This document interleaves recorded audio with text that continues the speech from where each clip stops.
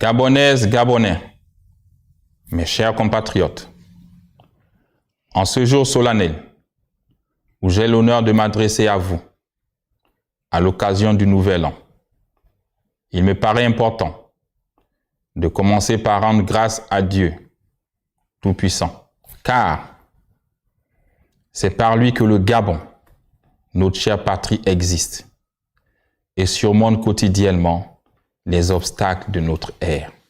Nous devons résolument nous inspirer des Saintes Écritures qui prônent l'amour, l'unité et la paix entre les filles et fils d'une même nation.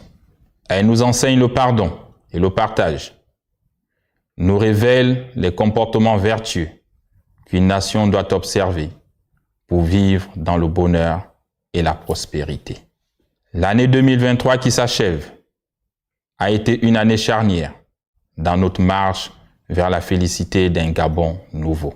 Les forces de défense et de sécurité ont unanimement décidé de ne pas cautionner la forfaiture électorale. Elles ont pris leurs responsabilités aux yeux du peuple gabonais et de la communauté internationale, de respecter le serment de protéger la nation contre la dictature et la corruption, en mettant fin à un régime à bout de souffle, et dont les pratiques nous auraient conduits inévitablement vers le chaos. Le coup de la libération a été salué par l'ensemble de la population. Par cette adhésion, elle a tenu à être en harmonie avec les paroles de notre hymne national, socle de notre vivre ensemble. Le Comité pour la transition et la restauration des institutions ouvre ainsi une période de transition politique dans notre pays. Parvenu à cette étape, je voudrais réitérer ma profonde gratitude au peuple gabonais pour son soutien enthousiaste au coup de la libération.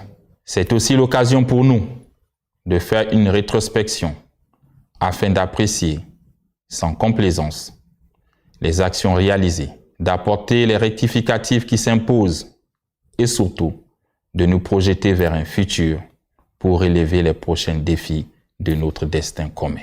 En effet, en 4 mois d'exercice, nous avons engagé des réformes structurelles qui facilitent l'accès à l'éducation, à la formation et à la santé. Celles-ci réduiront l'évasion fiscale, la corruption, en favorisant l'équité sociale. J'ai pris la responsabilité de restituer le Fonds gabonais d'investissement stratégique au ministère de l'économie et mettre fin à la délivrance des visas d'opportunité par la présidence de la République, dans le but d'apporter plus de transparence au sommet de l'État. En 4 mois, la dette du Gabon a été payée et sa crédibilité auprès des bailleurs de fonds restaurée.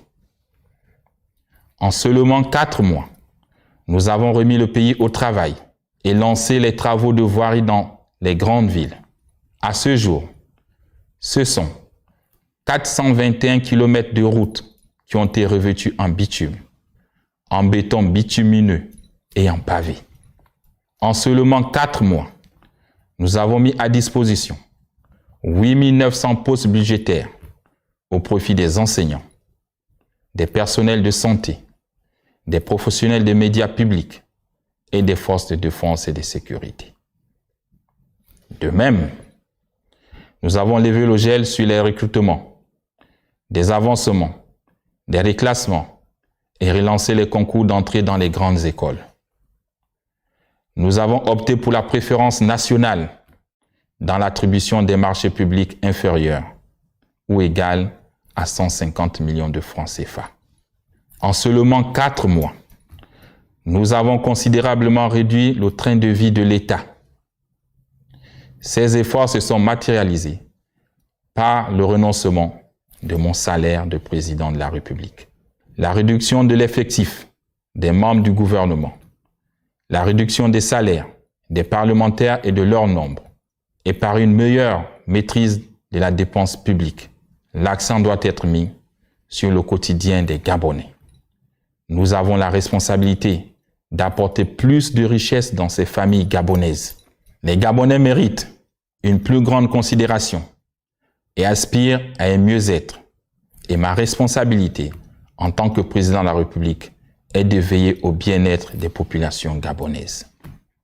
C'est pourquoi j'instruis le ministre du Pétrole et du Gaz de prendre toutes les dispositions administratives et techniques nécessaires afin qu'à compter du 1er janvier 2024, le prix du gaz en République gabonaise soit revu à la baisse. Gabonaises, Gabonais, mes chers compatriotes, notre nation doit être le reflet de la multitude d'ethnies, de tribus, de dialectes et de groupes ethno-linguistiques qui la composent. En parcourant nos différentes provinces, j'ai compris que notre histoire est profondément inscrite dans nos gènes. Notre nation est plus que la somme de ces différences. Et à partir de plusieurs, nous ne sommes que un. Notre combat fondamental est de consolider notre vivre ensemble. Et cela passe résolument par un changement de paradigme. Pensons Gabon d'abord. Pensons à la communauté et à ce qui nous rassemble, avant d'œuvrer pour nos intérêts individualistes. Gabonais et Gabonaises, mes chers compatriotes, nous ne pouvons pas tout faire dans les 100 premiers jours, ni dans les 1000 premiers, ni même pendant toute la durée de la transition, voire même pendant toute notre vie sur Terre. Mais nous pouvons commencer. Commençons par la restauration des institutions. Pour ce faire, deux choses sont essentielles. Le dialogue national, qui sera convoqué dans les prochains mois, et la nouvelle constitution, qui sera élaborée par la constituante et adoptée par voie référendaire. En prévision du dialogue national, et parce que l'avis et la participation de tous sont nécessaires, un appel à contribution citoyenne a été lancé. Je me réjouis du grand nombre des contributions reçues. Cela témoigne de la vitalité, de la réflexion des Gabonaises et des Gabonais. Ainsi, l'envie brûlante de tous de participer à la construction de l'édifice Gabon.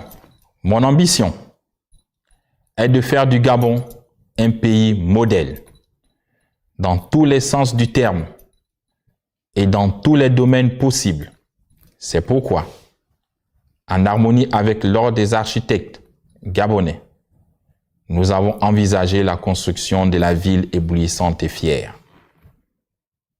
qui respectera les normes environnementales et sera digne des plus grandes capitales modernes.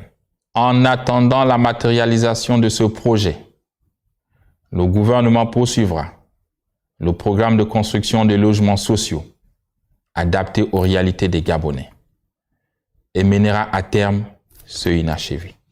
J'ai instruit le gouvernement de poursuivre l'extension et le développement du réseau routier national par la réhabilitation de l'existant et la construction de nouvelles routes. Dans la même lancée, pour ce qui est de la problématique de l'emploi, j'ai également ordonné d'inviter les entreprises de tous les secteurs à doubler leur production. Ainsi, elles pourront augmenter leur capacité à recruter. C'est l'occasion de souligner que le modèle économique d'une fonction publique, seule pourvoyeuse d'emplois, n'est plus adapté à nos États. Nos jeunes doivent cesser de rêver d'être fonctionnaires et privilégier l'entrepreneuriat. Sortons des idées reçues qui consistent à penser que les petits métiers avilissent l'homme. Au contraire, ce sont eux qui portent la société vers la croissance et le développement. Afin de soutenir l'entrepreneuriat, le gouvernement devra me soumettre très rapidement les conditions de la création d'une banque nationale de développement pour l'entrepreneuriat des jeunes, capable d'accompagner les PME, PMI à travers les 9 provinces. Peuple gabonais, dans l'optique d'augmenter nos recettes, nous avons décidé de faire valoir les droits de préemption de l'État pour le rachat de la société pétrolière Assala. C'est un acte de grande portée nationale qui permettra à la République de marquer sa souveraineté dans le secteur pétrolier, poumon de notre économie. De même, j'ai instruit le chef du gouvernement de mener une réflexion sur les conditions d'application de la taxe sur la contribution foncière unique. Celle-ci permettra de financer le développement des collectivités locales. Et je voudrais particulièrement m'adresser à mes pères, mes mères, mes aînés, qui ont été admis à faire valoir leur droit à la retraite. Je suis témoin des difficultés auxquelles vous êtes confrontés au quotidien. Et je prends l'engagement de commencer à payer les rappels de vos pensions d'ici le mois de février 2024. L'envol que nous voulons pour notre pays nous commande la création d'une nouvelle compagnie aérienne nationale et d'un nouvel aéroport à Andem. Pour ce faire, les études techniques de ces projets sont en cours. Par anticipation, le gouvernement mènera des travaux d'extension et de mise aux normes de toutes les pistes aéroportuaires de l'intérieur du pays. À ce titre, j'annonce que les aéroports de Makoko et d'Oyem seront les étapes de départ de ce projet de restauration.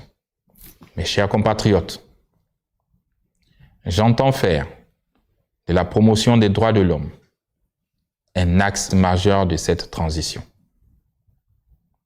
Je veux œuvrer à construire un Gabon sans distinction de race, de sexe, de nationalité, de langue ou de religion. C'est pourquoi l'année 2024 qui commence sera placée sous le sceau d'une prospérité partagée et d'une plus grande humanité. Aussi, j'envisage la libération de 1000 prisonniers sous les conditions prévues par la loi. Par ailleurs, la protection des biens et des personnes restera une de mes préoccupations majeures. J'attends des forces de défense et de sécurité qu'elles soient responsables au service du peuple et de la paix, comme elles l'ont été le 30 août dernier.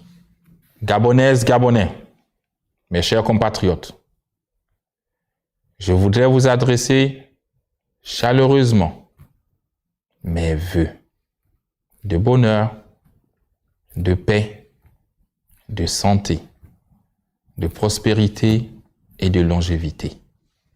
Puisse l'Éternel notre Dieu, le Très-Haut, le Maître des temps et des circonstances, dans sa grande et profonde bonté, continuer de veiller sur notre cher pays, le Gabon. Bonne et heureuse année 2024.